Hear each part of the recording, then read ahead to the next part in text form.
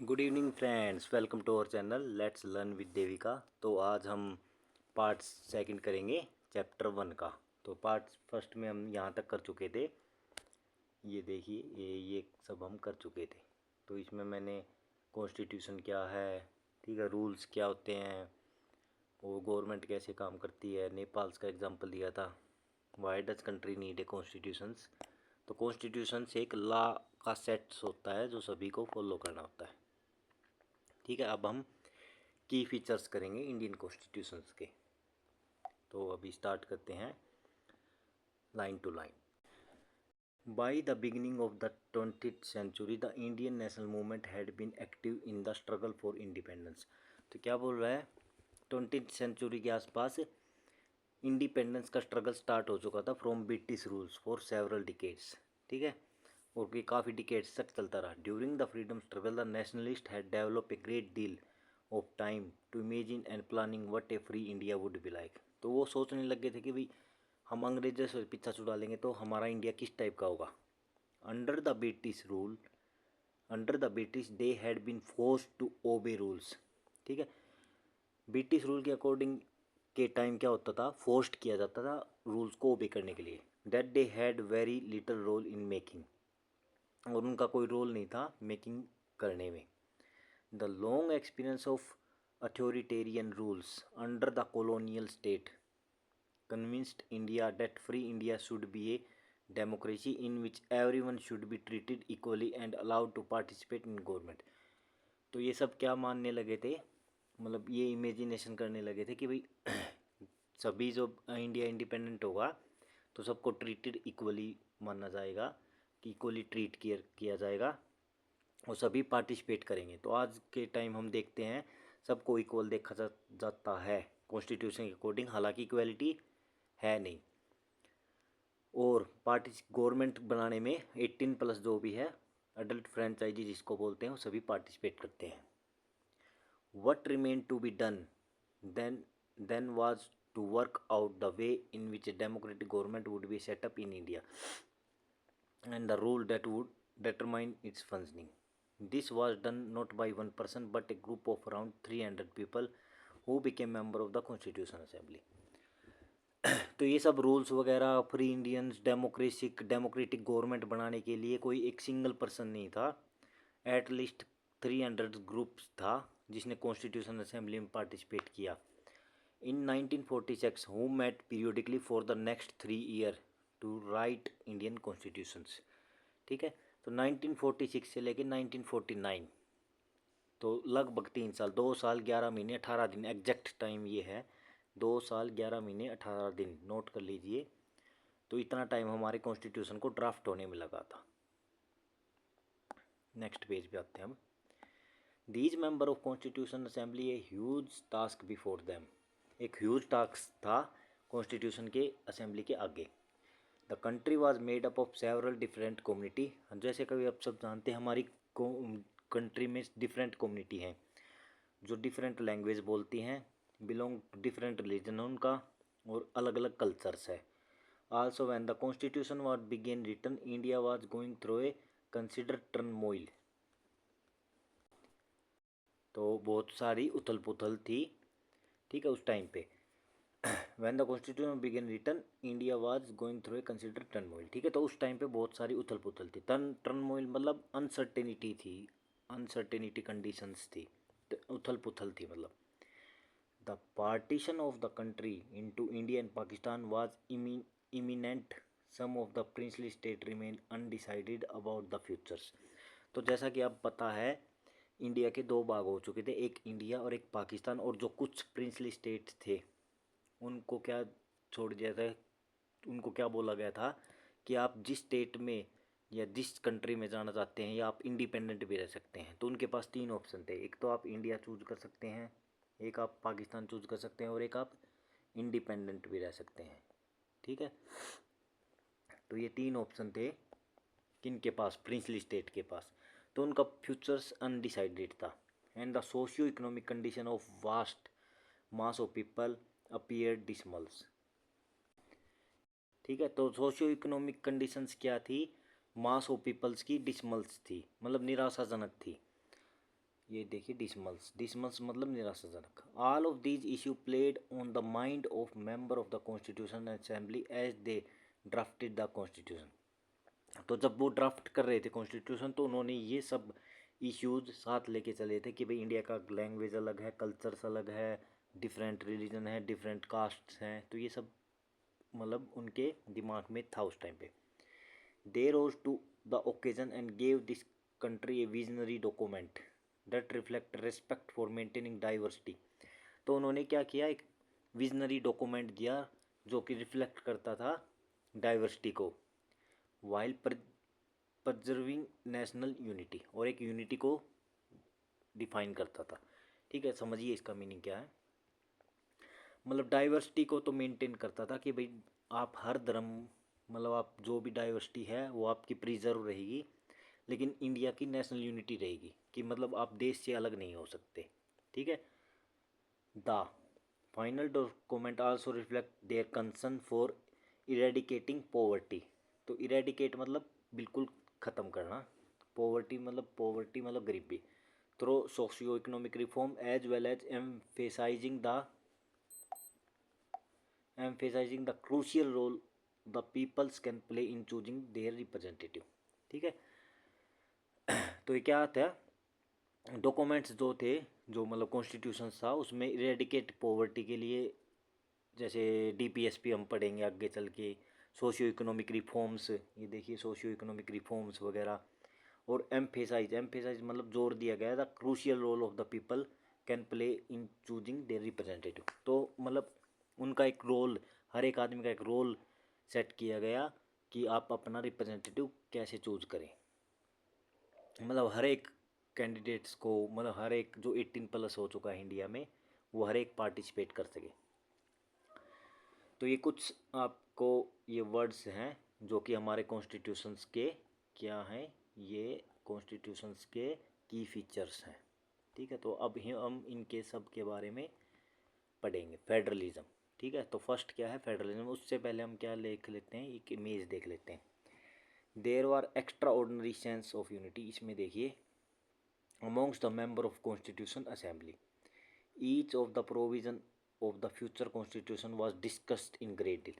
तो क्या बोल रहा है कि हर एक प्रोविजंस तो कॉन्स्टिट्यूशन का है वो ग्रेट डिटेल्स में डिस्कस किया गया, मतलब बहुत गहराई से डिस्कस किया गया। And there was a sincere effort to compromise and reach an agreement through consensus. तो सभी एक सहमति से एक कॉम मतलब एक उस पे पूछे कि हमारा कॉन्स्टिट्यूशन इस टाइप का होगा। ठीक है, सभी की सहमति से कॉन्स्टिट्यूशन बना। The above photo shows Sardar Patel A prominent member of the constitution. तो ये क्या है, सरदार पटेल की इमेज दिखा रखी है जो कि एक प्रोमिनेंट मेंबर थे कॉन्स्टिट्यूशन असेंबली के। नेक्स्ट देखिए, अब हम करते हैं federalism. Federalism exist, this refer to the existence of more than one level of government in the country. तो फेडरलिज्म क्या होता है, जहाँ गाँव होता है जहाँ पे एक से ज़्यादा गवर्नमेंट होगी कंट्री में। अब इंडिया में कितनी गवर्नमेंट्स है, तो इंडिया में मतलब स्टेट वाइज भी गवर्नमेंट है, नेशनल लेवल पे भी गवर्नमेंट है, स्टेट लेवल पे भी गवर्नमेंट है, और विलेज लेवल पे भी गवर्नमेंट है। ठीक है, तो इंडिया में मतलब स्टेट और नेशनल, ठीक है, ये दो गवर्नमेंट्स हैं, ये अपने अलग अलग डिसीजन ले सके, मतलब पावर का बंटवारा ही क्या है फेडरलिज्म। इनकी अलग पावर है, इनकी अलग पावर है। ठीक है, लेकिन नेशनल को ज़्यादा पावर दे रखी है, मतलब सेंट्रल गवर्नमेंट को ज़्यादा पावर दे रखी है स्टेट गवर्नमेंट के कंपैरिजन में। In India we have government at the state level and the centre. ठीक है, Panchayati Raj is the third tier of government and you were read about class 6। तो पंचायती राज गवर्नमेंट के बारे में आपने पढ़ा होगा, थर्ड टायर गवर्नमेंट के बारे में, जो क्लास 6 मैंने कराई थी NCERT. We looked at the functioning of state government in class 7th book and this year we will read more about central government. तो हम सेंट्रल गवर्नमेंट के बारे में पढ़ेंगे। ठीक है, तो फेडरलिज्म होता क्या है, स्टेट गवर्नमेंट की अलग पावर, नेशनल गवर्नमेंट की अलग पावर। ठीक है, वही फेडरलिज्म होता है, इन दोनों की अलग अलग पावर होती हैं और ये अलग अलग डिसीजन ले सकें। ठीक है, लेकिन सेंट्रल गवर्नमेंट हमेशा अब वो रहेगी, सेंट्रल गवर्नमेंट हमेशा अब वो रहेगी स्टेट गवर्नमेंट की। The vast number of community in India meant that system of government needed to devise that did not involve only person sitting in capital city of New Delhi। तो ये क्या बोल रहा है कि हर एक पर्सन पार्टिसिपेट करे, not only involve person sitting in capital of new Delhi. मतलब इस तरह से तैयार किया गया है कॉन्स्टिट्यूशन कि हमारा खाली दिल्ली से ही पूरा देश ना चल सके, बल्कि एक स्टेट, हर एक स्टेट अपना अपना डिसीजन ले सके। ठीक है, and making decision for everyone, तो हर एक एवरीवन डिसीजन ले सके। Instead it was important to have another level of government in the state so that decision could be made to the particular area. ठीक है, तो ये मान लो ये इंडिया का मैप है। ठीक है, ये कुछ मैप है, ये देखिए, ये इस टाइप से हमारा मैप है। तो यहाँ पे ये हर एक स्टेट है, जैसे ये स्टेट्स वगैरह बांट रखा है इंडिया। ठीक है, तो हर एक स्टेट्स को अपनी अपनी पावर दे रखी हैं कि भाई वो पावर्स का बंटवारा कर रखा है। जैसे ये आप मध्य प्रदेश लगा लीजिए। ठीक है, इसको अलग पावर्स दे रखी हैं कि ये अपने अपने डिसीजन ले सकें। तो इससे होता क्या है, क्योंकि वो एरिया, उस एरिया के लोग, उनकी डाइवर्सिटी अलग टाइप की है, उनका कल्चर्स अलग है। ठीक है, ताकि वो अपने अपने कल्चर्स के अकॉर्डिंग डिसीजन ले सकें। तो इसलिए federal structure of governments India ने अपनाया। While each state in India enjoy autonomy, तो ये हर एक स्टेट एक ऑटोनॉमी इंजॉय करता है। मतलब ऑटोनॉमी मतलब उनके पास भी पावर है इन exercising power on certain issues. लेकिन क्या लिख रखा है यहाँ पे, एक लाइन दे रखी, सर्टेन इशू, ये नहीं हर एक इशू पे, सर्टेन इशू पे। Subject of national concern require that all these state follow the law of central government. लेकिन हर एक स्टेट को सेंट्रल गवर्नमेंट्स के लॉ भी फॉलो करने होंगे। ठीक है, the constitutions contain list that details the issue that each tier of government can make laws on. In addition to constitution also specify where each tier of government get the money from the work that is does. Under the federalism, the state are not merely agent of federal government but draw their authority from the constitution as well. देखिए क्या बोल रहा है, ये बोल रहा है हर एक लिस्ट बना रखी है कि भाई उसमें लिस्ट में है क्या, स्टेट गवर्नमेंट्स की पावर ये है और सेंट्रल गवर्नमेंट्स की पावर ये है। तो उस लिस्ट में ये बांट रखा है। ठीक है, तो वो लिस्ट क्या है, एक होगी, एक रिजर्व लिस्ट है जिसमें दोनों मिलके डिसीजन लेंगे। ठीक है, तो एक स्टेट लिस्ट होगी, एक सेंट्रल लिस्ट होगी, यूनियन लिस्ट बोलते हैं जिसको, और एक रिजर्व्ड लिस्ट होगी। मतलब जो भी पावर, एक कॉन्करेंट लिस्ट होगी, एक रिजर्व्ड, जो भी पावर नहीं बांट रखी वो रिजर्व्ड लिस्ट में। मान लो कोई रिटर्न में ऐसी कोई चीज़ है जो रिटर्न में नहीं है, तो वो कि कौन डिसीजन लेगा, उस पर सेंट्रल गवर्नमेंट, और कॉन्करेंट पे सेंट्रल गवर्नमेंट स्टेट गवर्नमेंट दोनों एक साथ डिसीजन लेंगे, और स्टेट पे स्टेट डिसीजन लेगा, सेंटर पे सेंटर डिसीजन लेगा। ठीक है, तो ये सब है। All person in India are governed by laws and policy made by each of these level of governments. तो क्या, तो ये लॉज वगैरह जो भी गवर्नमेंट्स बनाती हैं और पॉलिसीज़ वगैरह कॉन्स्टिट्यूशन के अकॉर्डिंग होनी चाहिए। ठीक है, तो उसी के अकॉर्डिंग इंडिया चलता है। ठीक है, एक बार ये देख लेते हैं अब हम, व्हेन द ये देखिए,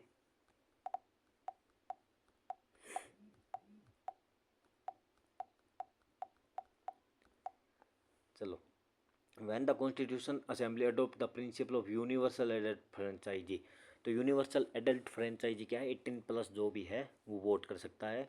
Shri A.K. Iyer, A member, remark that this was done with an abundant faith in the common man and the ultimate success of democratic rule, and in the full belief that the introduction of democratic government on the basis of adult suffrage will bring enlightenment and promote the well-being, the standard of life, the comfort and the decent living of the common man. तो इसमें adult franchise के बारे में A.K. Ayyar ने बोला है कि ये आम आदमी की एनलाइटमेंट और प्रमोट और the well being and standard of life, the comfort and decent living of the common man increase करेगी। ठीक है, तो A.K. अय्यर ने, जो कि प्रोमिनेंट मेंबर थे पार्लियामेंट्स के कॉन्स्टिट्यूशन असेंबली के, ठीक है, तो उन्होंने ये बोला था। तो ये ज़्यादा कोई ज़रूरी है नहीं, आप बस एक कोट्स वगैरह दे रखे हैं A.K. अय्यर का। अब सेकंड देखिए आप, पार्लियामेंट्री फॉर्म ऑफ गवर्नमेंट। ठीक है, द डिफरेंट टायर्स, ये सेकंड क्या है, पार्लियामेंट्री फॉर्म ऑफ गवर्नमेंट्स। तो फर्स्ट कर चुके थे, सेकंड कर रहे हैं अब हम की फीचर्स में। The different tiers of government that you just read about consist of the representative who are elected by the people। तो आपको पता है रिप्रेजेंटेटिव हम इलेक्ट करते हैं, एमएलए और एमपी, दो रिप्रेजेंटेटिव इलेक्ट करते हैं हर 5 साल में। तो वो 5 साल में क्या होते हैं, हमारे द्वारा रिप्रेजेंटेटिव होते हैं, हमारे द्वारा इलेक्ट किए जाते हैं। Your class 8th book begin with the story of Kanta who was standing in the line to vote during an election। तो कोई भी आप भी खड़े हुए हैं कुछ लोग, कांता, इसमें कांता का एग्जांपल दे रखा है जो कि स्टैंडिंग में खड़ी हुई है, जैसे ऐसे वोट करने के लिए लोग खड़े हैं, तो इलेक्शन में ऐसे वोट होती है। ये देखिए लाइंस वगैरह बना रखी हैं वोटिंग के लिए, ठीक है। Constitution of India guarantee universal adult suffrage for all citizens। When they were making constitution, the member of the constitutional assembly felt that the freedom struggle had prepared the mass for universal adult suffrage, and then this would help encourage democratic minds and break the clutches of traditional caste, class and gender hierarchies। तो पहले देखिए होता क्या था, पहले India के 10% लोग ही vote कर पाते थे, लेकिन इसमें क्या किया, कॉन्स्टिट्यूशन बना, यूनिवर्सल अडल्ट सफरेज का एक कंसेप्ट लाया कि जो भी 18+ है वो वोट कर सकता है, ताकि हर किसी को एक डेमोक्रेसी का फीलिंग आ सके। अगर मान लो आज के टाइम भी ये होता केवल 10% लोग वोट कर सकते हैं, आप या मैं वोट नहीं कर सकता, तो आपको और या हम, मुझे क्या लगता कि भाई हम तो डेमोक्रेसी में कोई पार्टिसिपेट ही नहीं कर पा रहे, तो हमें डेमोक्रेसी फील नहीं होती। लेकिन अब सबको डेमोक्रेसी फील हो रही है। तो ये आप समझ गए होंगे अडल्ट सफरेज के बारे में। This means that the people of India have direct role in electing their representative. तो आज के टाइम से क्या है, डायरेक्ट रोल्स है। तो ये आप आज के टाइम से हम कंपैरिजन कर सकते हैं, ठीक है। Also every citizen of the country irrespective of his her social background. तो उसका सोशल बैकग्राउंड, चाहे वो गरीब है, चाहे वो अमीर है, चाहे वो किसी भी कास्ट से है, वोट कर सकता है। Can also contest in elections, और इलेक्शन भी लड़ सकता है। These representatives are accountable to the peoples. तो उनको जवाब दे, अकाउंटेबल मतलब जवाब दे होता है पीपल्स के लिए। You will read more about why representation is crucial to democratic functioning in unit 2। ठीक है, यूनिट 2 में हम रिप्रेजेंटेशन के बारे में और डिटेल्स में पढ़ेंगे, ठीक है। थर्ड की features, separation of power. According to the constitutions there are 3 organs of the governments. These are legislature, executive and judiciary. तो ये अंडरलाइन कर लीजिए, 3 organs ऑफ द गवर्नमेंट कौन कौन से हैं। एक मिनट रुकिए, ठीक है। There are the legislatures, executive and judiciaries, ठीक है। तो ये क्या है, 3 organs ऑफ द कॉन्स्टिट्यूशंस हैं, गवर्नमेंट्स के 3 organs हैं। The legislature refer to our elected representative. अब समझिए, जो एमपी होते हैं, मेंबर ऑफ पार्लियामेंट्स, उनमें कुछ लेजिस्लेचर में बैठते हैं, ठीक है। 545 और मैक्सिमम सीट 552, ठीक है। और आज के टाइम है 550, मतलब ये आगे चल के आपको पता चलेगा 550, पहले 552 थी, 550 एंग्लो इंडियंस की सीट वगैरह जो हटा दी गई है। तो ये आगे हम बहुत डिटेल्स में पॉलिटी करेंगे तब पढ़ेंगे। तो उनमें से रिप्रेजेंटेटिव 545 क्या है, रिप्रेजेंटेटिव होते हैं, और आज के टाइम 543, ठीक है। तो 2 एंग्लो इंडियंस को ख़त्म कर दिया गया, ठीक है। तो legislature refer to our elected representative, जो हमने इलेक्ट किए हैं वो कहाँ पूछते हैं, लेजिस्लेचर में। The executive is a smaller group of people who are responsible implementing laws and running the governments. तो उसमें से कुछ कैबिनेट मिनिस्टर्स और पीएम, ठीक है, ये क्या होते हैं, एग्जीक्यूटिव का भाग होते हैं, और ये लेजिस्लेचर का भी भाग होते हैं और एग्जीक्यूटिव का भी भाग होते हैं। तो ये क्या करते हैं, इम्प्लीमेंट करते हैं पॉलिसीज़ को और लॉज को। और यहाँ से लेजिस्लेचर में क्या बनता है, लॉ बनता है, एल से लेजिस्लेचर, एल से लॉ, लॉ बनता है लेजिस्लेचर में। और एग्जीक्यूट कौन करवाता है, एग्जीक्यूटिव, ठीक है, उन लॉज को एग्जीक्यूटिव कौन कराता है? एग्जीक्यूटिव। एग्जीक्यूट कौन कराता है? Executive. The judiciary of which you will read more in about third chapter में जुडिशरी के बारे में पढ़ेंगे। Refer to the system of court in the country. तो कोर्ट्स के वगैरह के बारे में सुना होगा आपने। तो जुडिशरी वो कम काम करती है। अब जुडिशरी क्या करती है? चेक का काम करती है। अगर मान लो कोई गलत लॉ बनाया गया है और गलत तरीके से एग्जीक्यूट कराया जा रहा है तो उसको जुडिशरी स्टॉप कर सकती है, ठीक है, अबोलिश कर सकती है। In order to prevent the misuse of power, misuse of power को रोकते हैं by any one branch of the government. कोई भी ब्रांच मिसयूज कर रही है पावर्स का। The constitution says that each of these organ should exercise different power. तो डिफरेंट पावर है हर एक के पास। Through this each organ act as a check on the other organ. Checks करता है अदर ऑर्गन को of government and this ensure that balance of power between all three. तो ये बैलेंस ऑफ पावर का काम करती है ऑल थ्री में। तो यही है separation of power.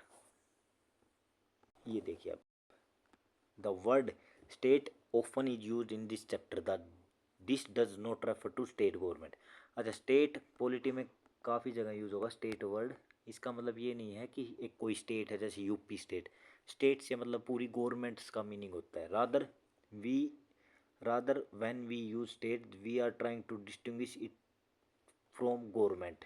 Government is responsible for administrating and enforcing law. तो मैंने बता दिया गवर्नमेंट क्या होती है? एडमिनिस्ट्रेशन करती है लॉज को और एनफोर्स करती है। The government can change with elections. Government change होती रहती है। State on the other hand refer to a political institution that represent a sovereign people who occupy a defined territory. तो डेफिनेट टेरिटरी होती है हमारी India की, एक definite territory है। We can use thus speak of Indian state, the Nepal state, ETC etcetera. The Indian state had a democratic form of government. तो Indian state के बारे में हम बोलते हैं या कोई स्टेट वर्ड यूज हो रहा है पॉलिटी मतलब वो पूरे इंडिया की गवर्नमेंट्स के लिए यूज हो रहा है। द गवर्नमेंट और the executive is one part of the state. तो गवर्नमेंट और एग्जीक्यूटिव एक पार्ट है स्टेट का। The state refer to more than just of government and can not be use interchangeably with it. ठीक है, तो ये क्या बोला? गवर्नमेंट अगर हम बोल रहे हैं तो वहाँ पे स्टेट वर्ड यूज़ नहीं हो सकता। अब स्टेट में क्या आ गया? पूरी की पूरी जितनी भी गवर्नमेंट्स हैं इंडिया की, जितने भी, मान लो यूपी में एक अलग गवर्नमेंट है, हरियाणा में अलग गवर्नमेंट्स है, तमिलनाडु में अलग गवर्नमेंट्स है, तो वो सब स्टेट के अंदर आते हैं। जितना भी गवर्नमेंट मशीनरी है वो क्या है? एक स्टेट है। ठीक है, तो वो हो गया स्टेट। और खाली अगर गवर्नमेंट बोले तो मतलब गवर्नमेंट्स क्या होगी? मान लो यूपी की गवर्नमेंट होगी, वो एक अलग है। सेंट्रल गवर्नमेंट होगी, वो एक अलग है। तो स्टेट में पूरी की पूरी गवर्नमेंट मशीनरी, जितनी भी गवर्नमेंट मशीनरी, चाहे वो IAS IPS ऑफिसर हैं या कोई सिविल सर्वेंट है, वो सब क्या आगे गवर्नमेंट्स में। तो वो गवर्नमेंट्स जो भी एम्प्लॉय होगा वो स्टेट के अंडर आता है। ठीक है, फोर्थ की फीचर्स बढ़ेंगे अब। Fundamental rights. The section of fundamental rights has been referred to as an conscience of the Indian constitutions. ठीक है, तो कॉन्साइंस बोलते हैं इंडियन कॉन्स्टिट्यूशन। कॉन्साइंस मतलब अंतरात्मा, मतलब बिल्कुल ही सोल है कॉन्स्टिट्यूशंस की। जैसे हमारी आत्मा क्या है, ठीक है, तो जैसे हमारा शरीर एक आत्मा से जीवित मानते हैं, तो फंडामेंटल राइट्स भी सबसे मेन पार्ट, मतलब एक सोल है, कॉन्साइंस है, अंतरात्मा है। Colonial rules had created a certain suspicious of the state in the mind of nationalists, and they wanted to ensure that set of written rights would guard against the misuse of state power in independent India। तो अब ये आपको पता है state के पास power होते हैं। अब स्टेट वर्ड यूज कर रहा हूँ तो पूरी की पूरी जितनी भी गवर्नमेंट्स मशीनरी वो सब है, तो उनके पास पावर होती है और वो मिस यूज कर सकते हैं। लेकिन गार्ड्स कौन करता है उस मिस यूज से? Fundamental rights. Fundamental rights therefore protect citizen against the arbitrary and absolute exercise of power bye the state. Arbitrary और एब्सोल्यूट एक्सरसाइज पावर से बचाती है। आर्बिट्रेरी मतलब मनमाना। ठीक है, कोई मनमाने रूल ना बना दे। अब ये बोल दे कि 18 मतलब रिटायरमेंट एज 30 है, तो ये मनमाना रूल हो गया एक किस्म से। ठीक है, मान लो कुछ बच्चे 30 पे ईयर एग्ज़ाम की एज कितनी कर दी? 23। ये मनमाने रूल्स हो गए। ठीक है, मैक्सिमम एज 23 कर दी। तो ये क्या मनमाने रूल्स, या ऐसे बोल दे कि भाई इंडिया में तमिलनाडु को अलग कर दें, तो वो क्या मनमाना रूल्स कि वो, लेकिन क्या है फंडामेंटल राइट्स या हमारा कॉन्स्टिट्यूशन तमिलनाडु को अलग करने का अधिकार नहीं देता। ठीक है, तो मनमाने लाज नहीं बना सकते लेजिस्लेटिव और एग्जीक्यूटिव और judiciary organs. And absolute exercise of power bye the state. अब एब्सोल्यूट एक्सरसाइज क्या होता है? एब्सोल्यूट एक्सरसाइज मतलब एब्सोल्यूटिज्म, जिसमें कि एक ही के पास पावर आ जाए। ठीक है, तो ये सब वर्ड आपको समझ आ गए होंगे। ठीक है, इन वर्ड्स को हाईलाइट आप कर सकते हैं। आर्बिट्रेरी मनमाना और एब्सोल्यूटिज्म बोल देते हैं एब्सोल्यूट एक्सरसाइज को। ठीक है, next, the the constitution thus guarantee the right of individual against the state as well as against the individual. ठीक है, तो कॉन्स्टिट्यूशन स्टेट के जो भी डिसीजन है उनसे गार्ड करता है, और कोई इंडिविजुअल ने डिसीजन लिया, मान लो किसी आईएएस ने मुझे जेल में डाल दिया, तो उसमें क्या मुझे गार्ड कौन करेगा? गलत इल्ज़ाम लगाएगा, जेल में डाल दिया, मुझे गार्ड कौन करेगा? Fundamental rights. ठीक है, रेमेडीज़ होती हैं, आर्टिकल 32 हम पढ़ेंगे आगे चल के। तो रेमेडीज़ में मैं कोर्ट में जा सकता हूँ। ठीक है, तो रेमेडीज़ भी 5 टाइप की होती है, वो सब हम पढ़ेंगे। Moreover the various minority communities also express the need of constitution to include right that would protect their groups। अब कम्युनिटीज़ जो माइनॉरिटीज़ हैं उनके भी राइट्स होते हैं, उनको भी प्रोटेक्ट करती है। The constitution therefore also guarantee the right of minority against the majority. अब मेजोरिटी माइनॉरिटी पे कोई अत्याचार ना कर दे, उसको भी गार्ड कर दिया है। The doctor Ambedkar has said about this fundamental right their object is two fold. तो फंडामेंटल राइट्स के दो फोल्ड बताए थे, दो ऑब्जेक्ट बताए हैं डॉक्टर भीमराव अम्बेडकर ने। The first objective is that every citizen must be in position to claim those rights. तो हर एक सिटीजन्स के राइट हैं और उनको क्लेम कर सकता है। Second, these rights must be binding upon every authority and has got the power to make laws। ठीक है, तो हर एक अथॉरिटी पे ये बाइंड्स होते हैं। ठीक है, नेक्स्ट देखिए अब, in addition to fundamental right the constitution also has a section called DPSP, directive principle of state policy. ठीक है, DPSP. This section was designed by the member of the constitution assembly to ensure great social and economic reform and to serve as a guide to the independent India state and institute laws and policies that help reduce the poverty of the mass। अब DPSP क्या होते हैं? मान लो कोई legislative assembly या हमारा central legislature कोई laws बना रहा है, तो लॉज किसके अकॉर्डिंग बनाएगा? डीपीएसपी के अकॉर्डिंग। ठीक है, तो डीपीएसपी हेल्प करती है जो हमारी रिप्रेजेंटेटिव हैं कि किस टाइप की पॉलिसीज़ होनी चाहिए। अब एक डीपीएसपी में एक एग्जांपल बताता हूँ, जैसे गाय को हमारी माता माना गया है। ठीक है, तो जो गांधीयंस प्रिंसिपल हैं उनमें अभी डीपीएसपी में भी बहुत सारे प्रिंसिपल, 3 प्रिंसिपल में बांट रखा है, एक उनमें से गांधीयन प्रिंसिपल्स। तो गांधीयंस प्रिंसिपल में गांव की डेवलपमेंट बोल रखी है, तो गांव की डेवलपमेंट आर्टिकल 40 हम पढ़ेंगे। ठीक है, उसमें आर्टिकल 40 में गांव की डेवलपमेंट्स के बारे में बोल रखा है। ठीक है, तो गांव की डेवलपमेंट्स करनी है तो वहाँ कैसे किस टाइप से करनी है तो डीपीएसपी में सब दे रखा है। ठीक है, तो पॉलिसी बनाते वक्त डीपीएसपी को साथ के साथ लेके चलना होता है। ठीक है, next,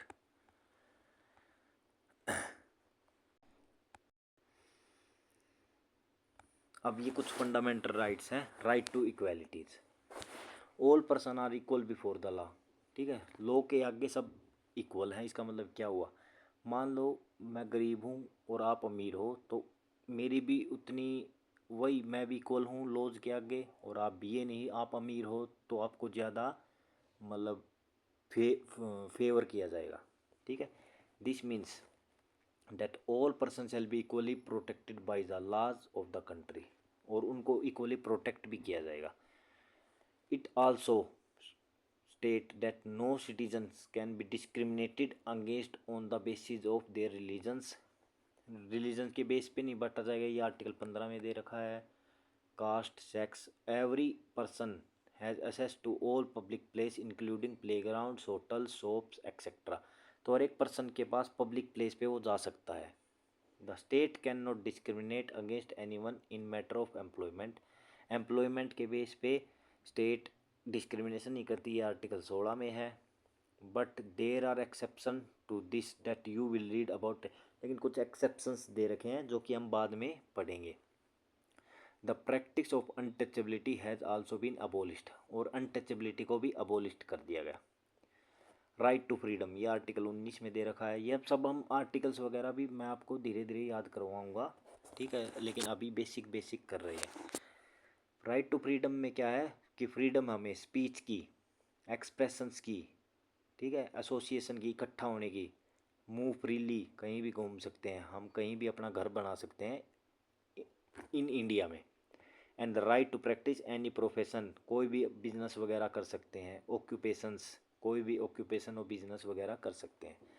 right against exploitations, the constitution prohibit human trafficking, human trafficking नहीं कर सकते, फोर्स्ड लेबर नहीं कर सकते, and employment of children under 14 year of age, ठीक है। तो ये आपने देखा होगा, जो 14 ईयर से कम एज के हैं उनसे एम्प्लॉयमेंट नहीं करा सकते, ठीक है। तो ये क्या है, एक क्राइम है। Freedom of religions, freedom of religions में क्या है, provide that all citizen every person has right to practice, कोई भी सिटीजन प्रैक्टिस कर सकता है, प्रोफेस कर सकता है, प्रोपोगेट कर सकता है रिलीजन ऑफ देयर चॉइस। तो प्रोपोगेट, वो अपने रिलीजन्स को प्रचार कर सकता है, कोई भी प्रैक्टिस कर सकता है। अब मान लो मैं ईसाई धर्म को अपना लूँ, तो इसमें मैं ईसाई धर्म की मैं पूजा करने लग जाऊँ, तो वो मेरा राइट टू फ्रीडम है। फ्रीडम ऑफ रिलीजन्स आता है यहाँ पे, ठीक। कोई मुझे ये नहीं बोल सकता कि तू इस धर्म की पूजा नहीं कर सकता। नेक्स्ट देखिए, कल्चरल एंड एजुकेशन राइट, इसमें क्या बोलता है, state that all minorities religious and linguistic can set up their own educational institute, ठीक है। तो एजुकेशनल इंस्टीट्यूट के बारे में बात हो रही है इसमें, माइनॉरिटीज की, रिलीजियस की और लिंग्विस्टिक की, in order to preserve and develop their own cultures, तो ताकि वो कल्चर्स बचा रहे, ठीक है। तो यहाँ पे कल्चर्स बचाने के लिए यहाँ पे कल्चर्स को गार्ड कर रहा है फंडामेंटल राइट्स। अब ये हो गया कॉन्स्टिट्यूशनल रेमेडीज, इसमें क्या है, हम कोर्ट में जा सकते हैं अगर कोई हमारा फंडामेंटल राइट्स ब्रीच हो रहा है। If they believe that any of their fundamental rights have been violated by the state, कि कोई स्टेट हमारा ब्रीच करी है, वोलेट करी है फंडामेंटल राइट्स को, तो हम कोर्ट्स में जा सकते हैं, ठीक है। अब ये देखिए, which fundamental rights will be following situation violate, यहाँ पे कौन सा फंडामेंटल राइट्स को वोलेशन हो रहा है। फिर 13 year old child working in A factory, तो यहाँ पे फैक्ट्री में काम कर रहा है, तो यहाँ पे राइट अगेंस्ट एक्सप्लॉयटेशंस, तो यहाँ पे एक्सप्लॉयटेशन हो रहा है, क्योंकि राइट अगेंस्ट एक्सप्लॉयटेशन में क्या रखा है कि 14 साल से कम उम्र के बच्चे फैक्ट्री वगैरह में काम कर नहीं सकते।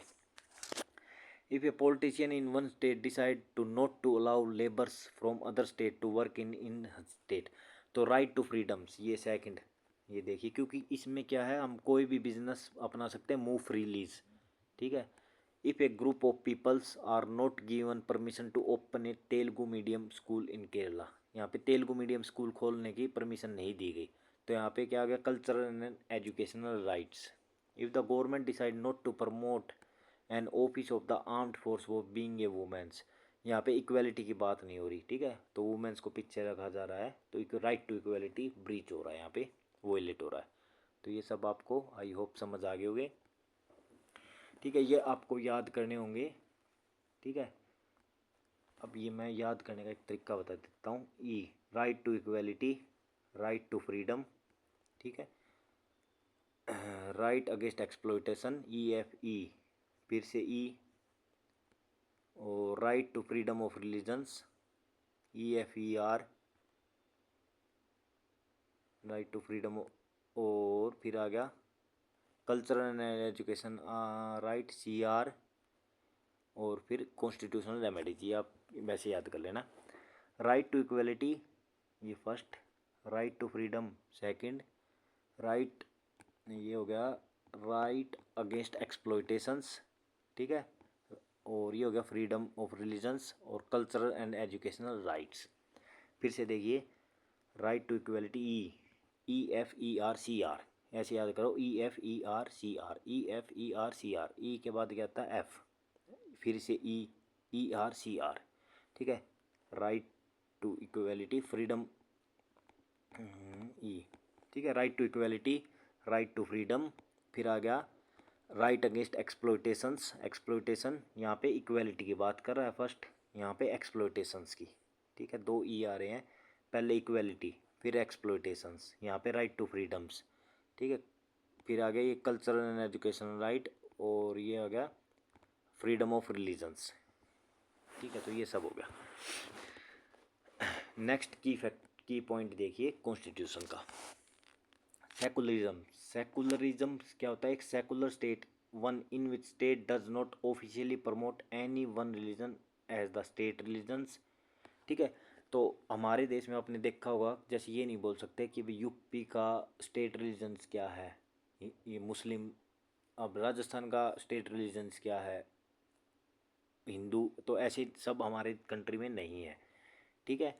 तो इंडिया क्या है? एक सेकुलरिज्म है, कोई भी स्टेट, मतलब स्टेट का मीनिंग है कोई भी गवर्नमेंट एम्प्लॉय या कोई भी गवर्नमेंट की मशीनरी किसी भी एक रिलीजन्स को प्रमोट नहीं कर सकती, सबको एक साथ लेके चलना पड़ेगा।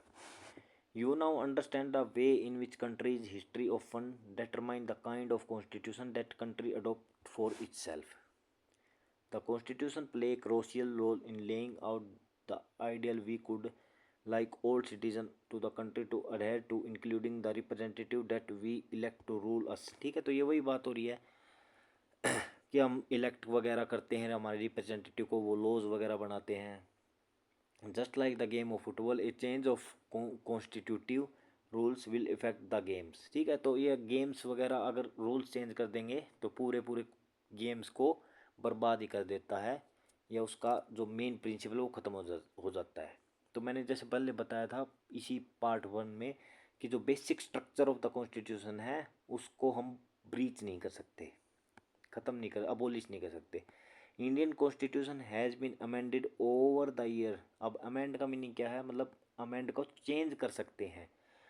मैं ये नहीं बोल रहा कॉन्स्टिट्यूशन को चेंज नहीं कर सकते, कॉन्स्टिट्यूशन को चेंज कर सकते हैं लेकिन बेसिक स्ट्रक्चर को हम चेंज नहीं कर सकते। अब मान लो ये बोल दें कि भाई इलेक्शन ही नहीं होंगे, तो ये क्या है? एक basic structure of the constitution. ये बोल दे फंडामेंटल राइट्स जितने भी हैं वो सब के सब खत्म, 6 के 6 फंडामेंटल राइट्स। अब 6 के 6 फंडामेंटल राइट्स कौन से हैं? फिर से देखिए, right to equality, right to freedom, ये मैं आपको याद कराऊंगा बार बार, ठीक है। Right to equality, right to freedom, फिर EFE, फिर राइट अगेंस्ट एक्सप्लॉयटेशंस, ठीक है, EFER, रिलीजन्स का राइट, EFERCR, ठीक है, कल्चरल एंड एजुकेशन राइट, ठीक है। ये रिलीजन, ये कल्चरल एंड एजुकेशन, ये सोटार इसलिए लिखा जाता है, कल्चरल एंड एजुकेशन राइट, ये राइट ऑफ रिलीजन्स, ये एक्सप्लॉयटेशंस, ये फ्रीडम्स, ये क्या है? इक्वलिटी की बात कर रहा है। अब ये बोल दें कि भाई 6 के 6 फंडामेंटल राइट्स खत्म, तो ये क्या है? Basic structure of the constitution है, ये खत्म नहीं हो सकता, तो अमेंड कर सकते हैं। New concern of the polity, often a major change in constitution mean a change in the fundamental nature of the country. अगर बहुत ज़्यादा कॉन्स्टिट्यूशन में चेंज करेंगे तो fundamental nature of the country change हो जाएगी। अब सेकुलरिज्म को ख़त्म करने की सोचें तो वो क्या है? बेसिक स्ट्रक्चर है। We saw this in the case of Nepal and how it needed to adopt a new constitution after it become a democracy। तो एक नेपाल का एग्जाम्पल देखा था, वहाँ पे डेमोक्रेसी ख़त्म कर दी गई थी, तो बेसिक स्ट्रक्चर को ही ख़त्म कर दिया था, पूरे कॉन्स्टिट्यूशन को ही ख़त्म कर दिया, तो मोनार्की आ गई थी। अब ये बोल दे PM पद तो नहीं होगा आगे से, ये क्या है? बेसिक स्ट्रक्चर है, तो क्या कॉन्स्टिट्यूशन में ऐसा कर सकते हैं? तो नहीं कर सकते। The different feature of Indian Constitution outlined above involve complicated idea that we are often not easy to grasp. Don't worry too much। तो ये हम धीरे धीरे ग्रैप्स कर लेंगे, धीरे धीरे, तो ये सब हम पढ़ेंगे, ठीक है। ये देखिए, the constitution also mention fundamental duties. अब फंडामेंटल ड्यूटीज़ क्या होती हैं? तो इसमें कॉमन सिटीजन्स हैं, इसमें खाली स्टेट के वो नहीं बता रखा कि स्टेट को क्या क्या करना है, स्टेट पे कौन कौन से फंडामेंटल राइट्स कंपोज हो रहे हैं, इम्पोज हो रहे हैं, ठीक है। वो स्टेट को कैसे काम करना है, कैसे काम करना है, वो कहाँ से आता है? DPSP, directive principle of state policy से। लेकिन फंडामेंटल ड्यूटीज़ भी हैं। फंडामेंटल ड्यूटीज़ मतलब हमारी आम आदमी की क्या ड्यूटीज़ हैं एक देश के लिए, ठीक है। तो ये सब हम पढ़ेंगे फंडामेंटल ड्यूटीज़ को, ये बाद में जोड़ी गई थी। 11 फंडामेंटल ड्यूटीज़ हैं, ठीक है। तो हमारे कॉन्स्टिट्यूशन में कितनी फंडामेंटल ड्यूटीज़ हैं? 11। स्वर्ण सिंह कमेटी का आई थी, वो सब हम देखेंगे। ये इमेज क्या दिखा रही है? Member of the constitution sign कर रहे हैं copy of the constitution at the final session of 24 जनवरी 1950। 24 जनवरी 1950 को फाइनल सेशन हुआ था। First photo from top, so prime minister, ये देखिए फर्स्ट फोटो फ्रॉम टॉप, ये टॉप में prime minister Pandit Jawaharlal Nehru sign कर रहे हैं, पंडित जवाहरलाल नेहरू, ठीक है, ये साइन कर रहे हैं। And the second photo doctor Rajendra Prasad, ठीक है, ये फर्स्ट फोटो देखिए, डॉक्टर पंडित जवाहरलाल नेहरू साइन कर रहे हैं, ये डॉक्टर राजेंद्र प्रसाद हैं। सेकंड फोटो में doctor Rajendra Prasad president of the constitution assembly थे। तो ये आप याद रखिए कि प्रेसिडेंट कौन थे कॉन्स्टिट्यूशन असेंबली के? Doctor Rajendra Prasad. The last photo show the following person from right to left, right to left देखिए, राइट टू लेफ्ट, ठीक है, from Shri Jairam Das Daulatram, minister for food and agriculture. तो दौलतराम कौन थे? मिनिस्टर थे फूड और एग्रीकल्चर के। राजकुमारी अमृत कौर, ठीक है, ये सेकंड, ये देखिए राजकुमारी अमृत कौर, ये फ्रॉम मिनिस्टर फ्रॉम, ठीक है, अमृत कौर कौन थी? हेल्थ मिनिस्टर थी। जॉन मिथाई फाइनेंस मिनिस्टर थे। जॉन मिथाई, ये देखिए जॉन मिथाई, ये हैं, ये थे फाइनेंस मिनिस्टर, ठीक है। नेक्स्ट देखिए सरदार वल्लभ भाई पटेल डेप्यूटी पीएम, ठीक है, उस टाइम पे डेप्यूटी पीएम की पोस्ट होती थी। बिहाइंड, और ये हो गए, ठीक है, सरदार पटेल जी। और behind him Shri Jagjivan Ram labour ministers. तो जगजीवन राम कौन थे? लेबर्स मिनिस्टर, ये थे, ठीक है। तो एक बार ये फिर से याद कर लीजिए। डॉक्टर राजेंद्र प्रसाद कौन थे? प्रेसिडेंट थे, ठीक है। और सरदार वल्लभ भाई पटेल कौन थे? जो डेप्यूटी पीएम थे। जगजीवन राम कौन थे? लेबर मिनिस्टर थे, ठीक है।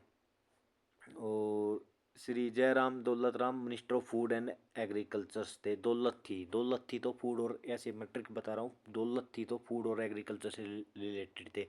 राजकुमारी अमृत कौर, राजकुमारी थी तो उनकी हेल्थ कैसी होगी? अच्छी। तो अमृत कौर कौन थी? हेल्थ मिनिस्टर थी। जॉन मिथाई, ठीक है, ये वाले, ये क्या थे? फाइनेंस मिनिस्टर्स, ठीक है। तो ये सब हमारा कंप्लीट हो चुका है, और इसमें कुछ है नहीं ऐसा, ठीक है। की फीचर्स फेडरलिज्म आपको समझ आ गया होगा, मतलब पावर का बंटवारा कर रखा है, ठीक है। पावर हर किसी के पास पावर है, स्टेट के पास, हर एक स्टेट गवर्नमेंट के पास पावर है। सेपरेशन ऑफ पावर, मतलब स्टेट गवर्नमेंट के पास भी पावर है और सेंट्रल गवर्नमेंट के पास भी पावर है। फंडामेंटल राइट्स EFERCR, ये याद करिए, EFERCR, ठीक है।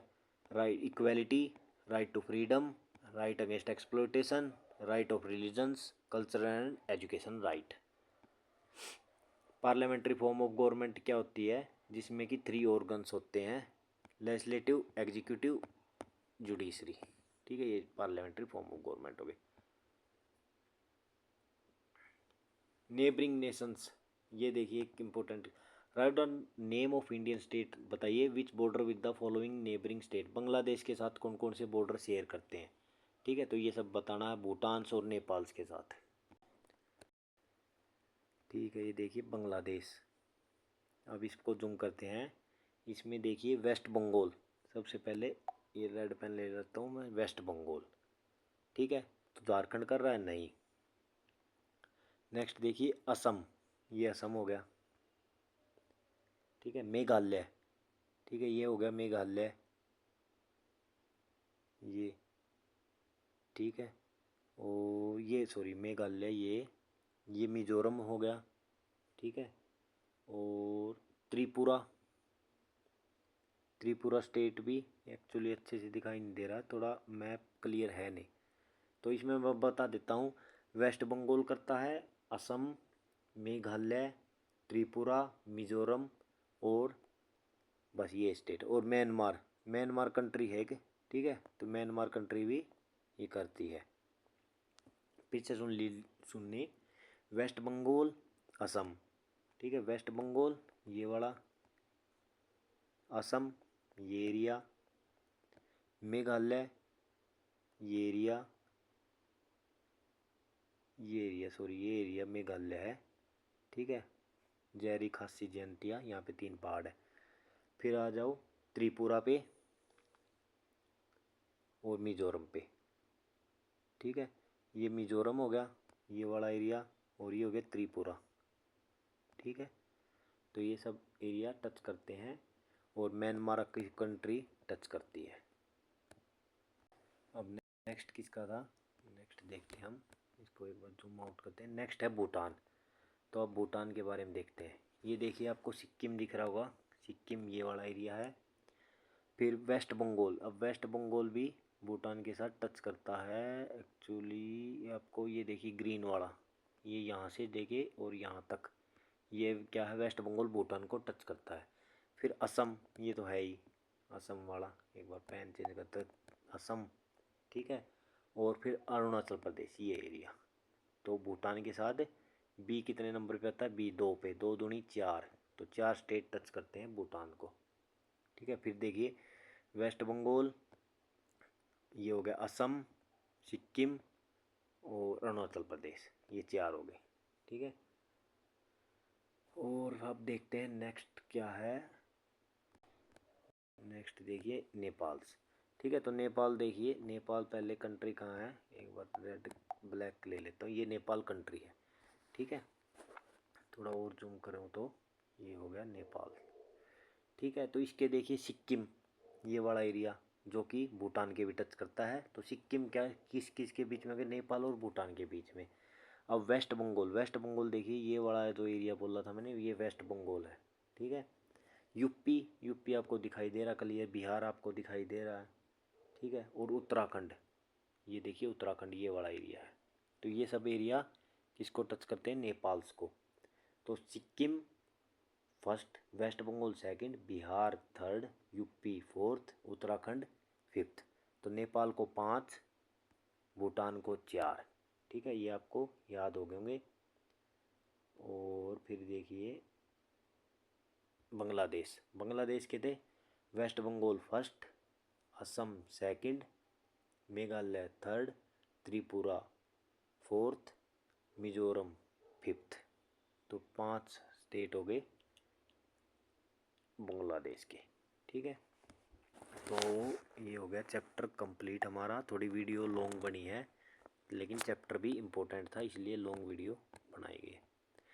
अब ये देखिए आर्बिट्रेरी, ये कुछ इम्पोर्टेंट वर्ड हैं, ये आप हाईलाइट कर लीजिए। आर्बिट्रेरी, ठीक है। ये आर्बिट्रेरी क्या होता है, अपने मनमानी से कोई भी काम कर लेना। इन्होंने क्या पढ़ा रखा वो देखते हैं। when nothing is fixed and instead left to the one's judgment or choice, कोई भी फिक्स ना हो और उसके अलावा इंस्टेड इसकी जगह left to one's judgement or choice, this can be use to refer to rule that not fixed or decision that have no basis. मतलब कोई ऐसा डिसीजन लेना जिसका कोई बेस ही ना हो, अपना मन मानी तरीके से डिसीजन लेना। अब मन मानना, मान लो हमारे देश की लेजिस्लेचर क्या डिसीजन ले ले कि भाई 5 साल के बाद इलेक्शन होंगे ही नहीं, तो वो क्या है, मन मानना डिसीजन है। तो वो क्या है, लेकिन वो बेसिक स्ट्रक्चर को ब्रीच कर रही है या अबोलिश कर रही है, ठीक है। तो बेसिक स्ट्रक्चर को के साथ छेड़खानी नहीं कर सकते, ठीक है। तो ये आर्बिट्रेरी हो गया, मन मानना। फिर नेक्स्ट देखिए आइडियल्स, ए गोल और ए प्रिंसिपल इन मोस्ट एक्सीलेंट और परफेक्ट फॉर्म। अब आइडियल्स क्या होते हैं, गोल्स होते हैं, प्रिंसिपल्स होते हैं। जब मतलब हमारे प्रिंसिपल्स क्या हैं, जैसे डीपीएसपी क्या है, एक आइडियल्स हैं कि लेजिस्लेचर को इस तरह के लॉज बनाने हैं। जैसे मैंने आर्टिकल 40 के बारे में पढ़ाया था, गांव की डेवलपमेंट करना, तो गांधीयन प्रिंसिपल्स में हम पढ़े थे। नेक्स्ट है इंडियन नेशनल मूवमेंट्स, ये कुछ खास है नहीं। Indian national movements emerge in 19th century में अमर्ज हुए थे। 7,000 of man movements coming together to fight British rules. तो ये आपको पता है ब्रिटिश रूल्स के खिलाफ मैन और वुमेन ने एक साथ लड़ाई करी थी। This culminate in India's independence in 1947। You will learn more about this great detail in history. तो ये सब हिस्ट्री में पढ़ेंगे। Polity, a society that had organise political structure, India is a democratic polity. तो ऑर्गेनाइज पॉलिटिकल स्ट्रक्चर होता है, वो polity होती है। सोवरिन, तो इंडिपेंडेंट पीपल्स होते हैं वो सोवरिन होते हैं, मतलब हमारा कंट्री खुद डिसीजन, अपना खुद डिसीजन लेता है, ना कि किसी और की कंट्री पे डिपेंड है। तो वो सोवरिन, हमारी कंट्री क्या है, सोवरिन, तो वो इंडिपेंडेंट है। ह्यूमन ट्रैफिकिंग, तो राइट अगेंस्ट एक्सप्लॉयटेशन में पढ़ा था मैंने, फिर याद दिलाता हूँ, EFERCR, इक्वलिटी, फ्रीडम, एक्सप्लॉयटेशन, तो ये क्या है, ह्यूमन ट्रैफिकिंग एक्सप्लॉयटेशन में बैन है। तो रिलीजन्स और कल्चरल एंड एजुकेशन राइट्स। टायरेनी, ये देखिए, cruel and unjust use of power और अथॉरिटी, पावर का मिसयूज करना, निरंकुशता, ठीक है, वो टायरेनी होती है। तो ये चैप्टर कंप्लीट हो चुका है। नेक्स्ट हम सेकंड चैप्टर करेंगे नेक्स्ट क्लास में। Thank you very much. आपको वीडियो पसंद आई तो लाइक करें, सब्सक्राइब करें और शेयर करें, और वीडियो में कुछ कमी है तो उसको कमेंट बॉक्स में बताएं, और वीडियो अच्छी लगी है तो कमेंट बॉक्स में थम्स अप करें। Thank you very much.